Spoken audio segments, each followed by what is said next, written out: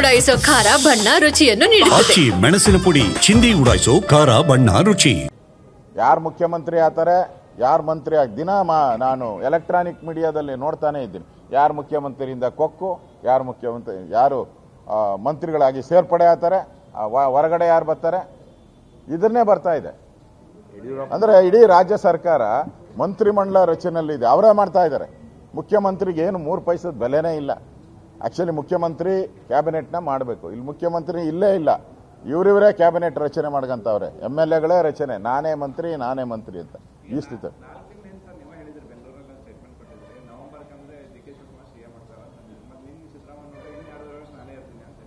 ನಾನು DK ಶಿವಕುಮಾರ್ ಆತಾರೆ ಅಂತ ಹೇಳಿಲ್ಲ.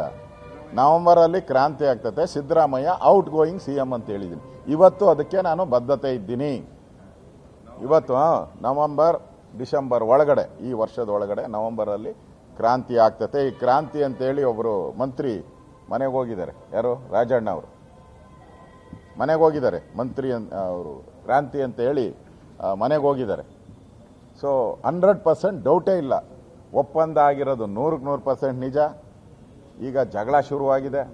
ಸಿದ್ದರಾಮಯ್ಯ ಬಿಟ್ಕೊಡಲ್ಲ, ಅಧಿಕಾರ ಒಂದ್ಸರಿ ಸಿಕ್ಕಿದ್ರೆ ಬಿಟ್ಕೊಡೋ ಜಾಯಮಾನ ಸಿದ್ದರಾಮಯ್ಯನವ್ರದ್ದು ಅಲ್ಲೇ ಅಲ್ಲ. ಅವ್ರು ಬಿಟ್ಕೊಡಲ್ಲ, DK ಶಿವಕುಮಾರ್ ಬಿಡಲ್ಲ.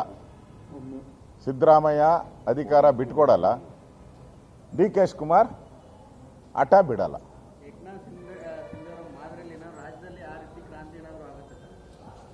ಏಕನಾಥ್ ಶಿಂದೆ ಆಗ್ತೈತೋ ದೋನಾಥ್ ಶಿಂದೆ ಆಗ್ತೈತೋ ಗೊತ್ತಿಲ್ಲ ನನಗೆ. ಒಟ್ಟಲ್ಲಿ ಕ್ರಾಂತಿ ಅಂತೂ ಆಗುತ್ತೆ.